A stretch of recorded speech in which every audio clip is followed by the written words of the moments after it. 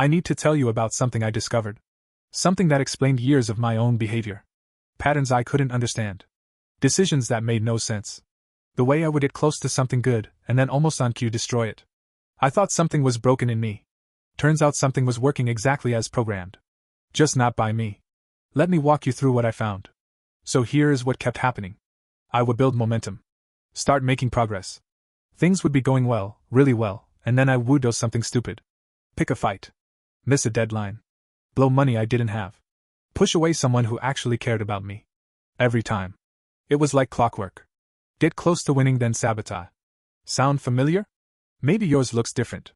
Maybe you procrastinate on the thing that matters most. Maybe you scroll for hours instead of doing the work you know will change your life. Maybe you stay in relationships that drain you. Maybe you have the plan but never execute. Or maybe like me you get right to the edge of a breakthrough and then blow it up. I spent years thinking I was weak. Undisciplined. That I just needed to try harder, want it more, be better. But here's what I found out. It's not a willpower problem. It's a programming problem. So I came across this concept called the upper limit problem. A psychologist named Hendricks spent decades studying high achievers. CEOs, artists, entrepreneurs, athletes. He noticed a strange pattern. These people would hit major wins and then immediately experience some form of crisis. Get sick. Start a fight with their spouse. Make a terrible decision. Self-destruct. He called it upper limiting. Here is the idea. All of us have an internal thermostat. A set point that determines how much success, love, happiness, and money we're allowed to experience. When we exceed that limit, when life gets too good, we unconsciously do something to bring ourselves back down. Back to familiar. Back to what feels safe. Think about that for a second. Your brain has a limit on how good your life is allowed to get. And when you cross it, your own mind will sabotage you. Without you even knowing it's happening. Hendricks worked with Kenny Loggins for years. Every time Loggins had a hit record or won a Grammy, something bad would follow. He'd get sick. A relationship would implode. Some act of self-destruction. It wasn't bad luck. It was the thermostat kicking in. Now here is where it gets wild. According to Bruce Lipton, a stem cell biologist who wrote The Biology of Belief, we spend the first 7 years of our lives in a theta brainwave state.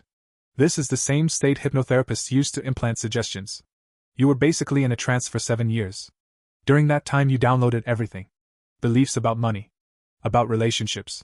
About what you deserve. About how much success is acceptable. About who you're allowed to become. Not from logic. From observation. From what you saw, heard, and felt around you. Your parents' relationship with money? Downloaded. The way your family handled conflict? Downloaded. The message you got when you were too loud, too ambitious, too much? Downloaded. All of it went straight into your subconscious operating system. No filter. No critical thinking. Just pure installation. And here is the brutal part. That programming is still running.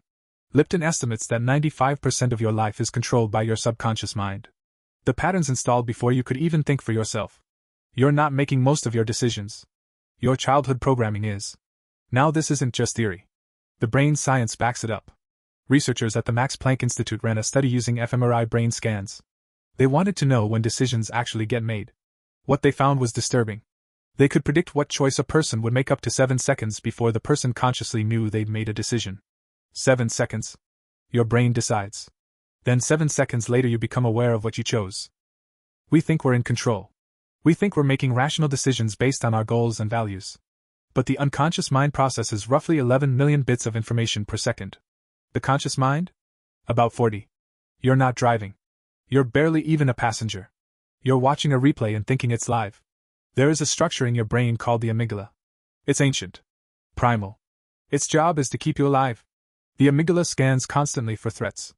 And when it detects one, it can hijack your entire system. It overrides the prefrontal cortex, the rational planning part of your brain, and triggers a fight, flight, or freeze response. This happens in milliseconds. Before you're even aware of it. Here is the problem. The amygdala can't tell the difference between a real threat and a perceived one. A tiger in the bushes and a text from your ex create the same response. So does the threat of success.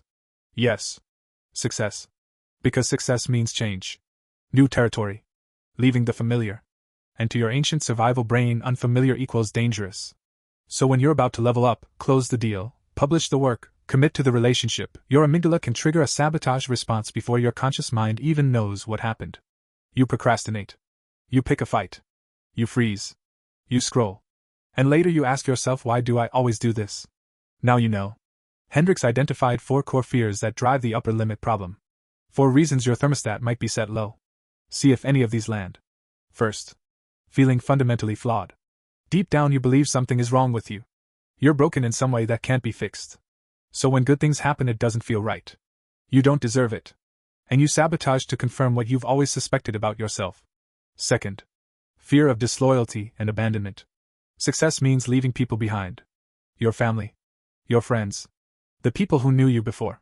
Some part of you believes that if you rise too high, you'll be alone. You'll betray your roots. So you stay small to stay connected. Third, fear of being a burden. What if success comes with responsibilities you can't handle? More visibility. More expectations. More ways to fail. Better to not try than to succeed and then collapse under the weight. Fourth, fear of outshining. What if your success makes others feel bad? What if you become too much? What if people resent you for it? So you dim your light. You hold back. You leave room for others at your own expense. These fears don't announce themselves. They operate in the background, invisibly shaping your choices. You don't think I'm afraid of outshining. You just don't apply for the job. Don't send the message. Don't finish the project. And you wonder why you're stuck. Now here is the part that rewired my brain. We all know about fear of failure. It's obvious. Nobody wants to fail, get rejected, look stupid. But fear of success is often stronger. And it's harder to see. Because fear of failure and fear of success produce the same behavior. Procrastination. Avoidance. Self-sabotage. From the outside and even from the inside they look identical. But here is the difference. Fear of failure is about avoiding pain. Fear of success is about avoiding identity disruption. Failure in a twisted way is safe. It confirms what you already believe about yourself. It keeps you in familiar territory. It doesn't require you to change. Success is the real threat.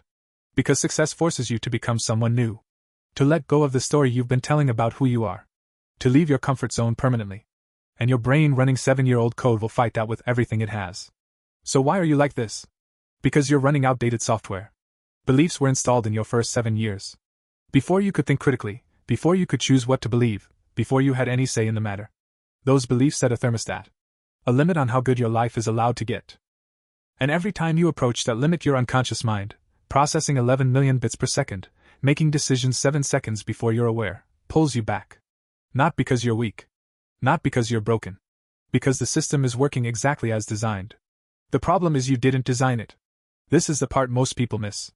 If 95% of your behavior is running on autopilot, on programs you didn't choose, then self-improvement through willpower alone is almost useless. You can't out-discipline your operating system. You can't just try harder your way past unconscious code. The people who break free aren't the ones with more willpower. They're the ones who learn to reprogram. This is why some people read all the books, know all the concepts, have all the information, and still stay stuck. The information goes to the conscious mind. The patterns live in the unconscious. Different systems. Different access points. So what do? You can't just flip a switch. These patterns took years to install. But they can be rewritten. The brain is plastic. Neural pathways can change. Here is what the research points to. First, awareness is the first crack. You can't change what you can't see. Just knowing the thermostat exists starts to loosen its grip. When you catch yourself sabotaging, name it. Say, this is my upper limit. That simple act brings the prefrontal cortex back online. It creates a pause between trigger and response. Second, track your patterns. What happens right before you sabotage? What were you feeling? What was going well? Start noticing the moments when your system kicks in. The more you see the pattern, the less power it has. Third, expand in small doses. Your nervous system can't handle massive change. It will snap you back. But it can handle small expansions. Incremental stretches of your comfort zone. Stay with success a little longer each time. Let your system acclimate to a new normal. Fourth, feel what you've been avoiding. The fears driving your thermostat are emotional, not logical. You don't think your way out. You feel your way through. The discomfort you've been avoiding is the doorway. Sit with it. Let it move through you. Fifth, rewrite the story. Your subconscious runs on narrative. The story you tell yourself about who you are shapes everything. Start telling a new one. Not affirmations. Something you actually believe. Evidence that contradicts the old programming. Here is the thing I wish someone had told me earlier. You're going to keep sabotaging until you address the code. Not the surface behavior. The code underneath. The beliefs you absorbed before you could think. The thermostat that got set without your consent. The fears that are so deep you don't even recognize them as fears. This is the work. Not productivity hacks. Not morning routines. Not another goal setting exercise. Reprogramming. Because you're not broken. You're running outdated software. And the question isn't why am I like this? The question is who installed this? And how do I update it?